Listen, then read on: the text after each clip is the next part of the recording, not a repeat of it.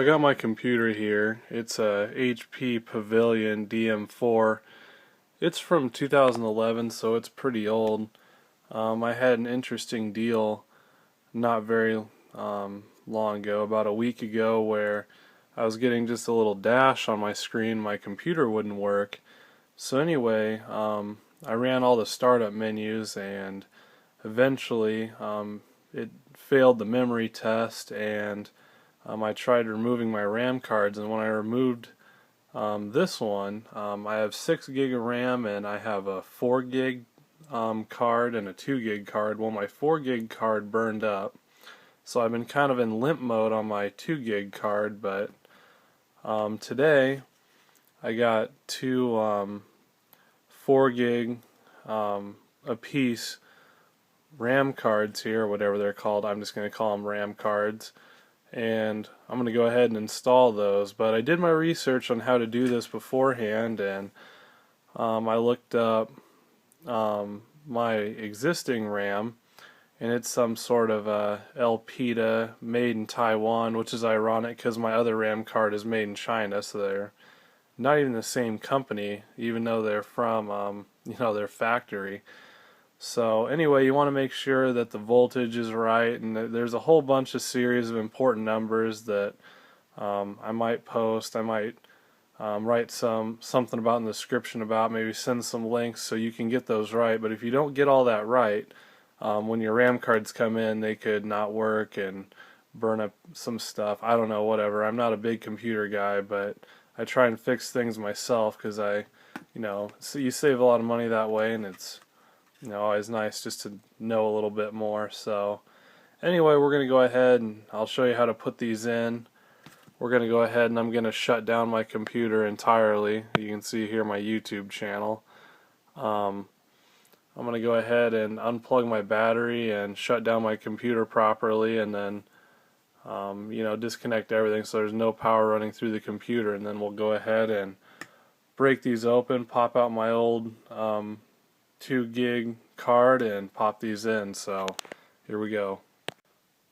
Okay, so I decided to do this on the bathroom floor just for the sake of it being easier to see. So I removed my battery, which was already a replacement battery for my computer. The computer gets a lot of use, so a lot of the parts get worn down. But anyway, we see here where we have a dual channel, whatever it is, motherboard or core, whatever is a dual channel, whatever it means. It accepts 2 RAM cards. Now, as I mentioned before, you want to make sure that they match up correctly. Now, naturally, my 4 gig card was on the bottom, so it obviously got hotter and it burned it up. So it's something you want to be aware of. But anyway, we're going to get this out, and they're a little tricky, but we'll go over that real quick here. So I'm going to get it popped up because I don't have 3 hands to hold the camera, and I'll explain exactly what I did. Alright, so I literally just popped up these 2 tabs on the side. You can see this recess in the card for them, and literally the card pops right up and it comes right out. Now when you install these, it seems like you're going to break them because they go in at such an angle and then they'll pry out. But anyway, as you can see, here's my other RAM card here, and it's made in China and the other one's made in Japan. Doesn't make a lot of sense, but anyway, we're going to have 2 4s go back in here, so it should be better than it was originally. And I got these for $54. They're G-Skill. I'm not sure what those are. Whatever, I just know they have good reviews. All the parameters were right that matched my computer. And I got them from newegg.com. I guess they must do a lot with computers. Again, most of you know me as a car guy, not a computer guy, so very different type of people. But we're going to go ahead and put these in just as we remove those, and we'll be away. Alright, so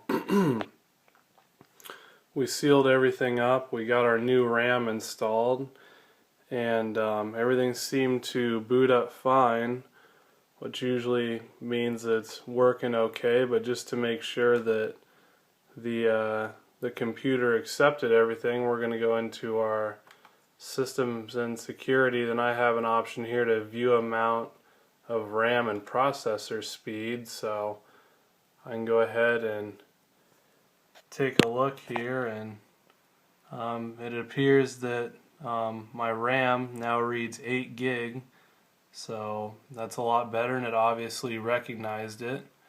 So everything should be perfect now. Alright, so previously looking at my Windows index, my memory was the lowest, so after our 8 gig, we'll go ahead and refresh this. And I guess it's going to take a few moments, and we'll check back with what the results are.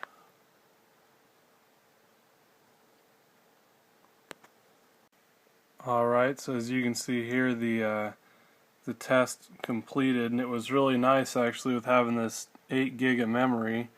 I've been, while it was running, I could work on my little V8 Miata video I was making uninterrupted and unslowed down, so that was really super. But as you can see, my RAM went from a rating of 5.5 to 7.4 on a 1 to 7.9 scale, so that's actually the highest functioning part of my computer. It's just about maxed out for what it can handle, is my understanding.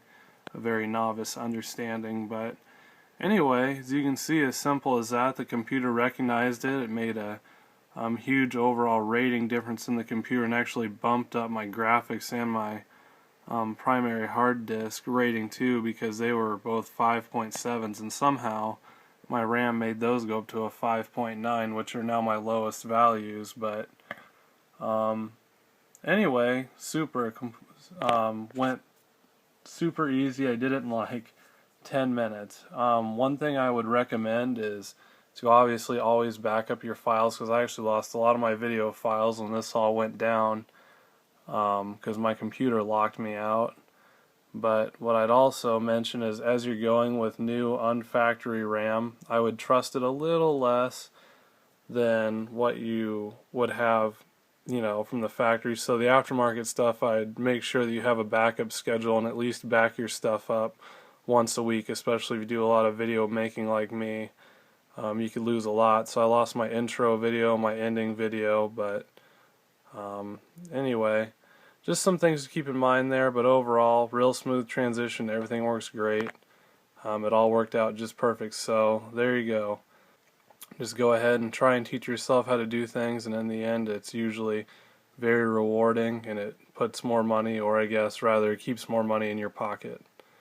So anyway, there you have it.